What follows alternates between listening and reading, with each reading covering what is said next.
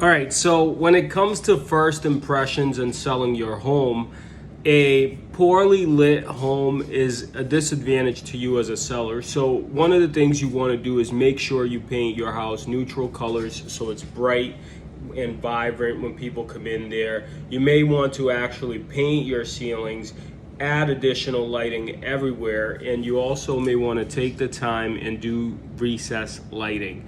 Now, what I realized when I did recessed lighting on my condo that I just renovated is that money goes a long way. What you'll be able to do is, with additional lighting and the home looking much cleaner, lift the shades when you show it, make sure that you let the home look as inviting as possible to potential buyers. So when you go to sell your house, one of the things you may want to do is go through the house and make sure that you add additional lighting where it's necessary so you could sell your home faster and for more money.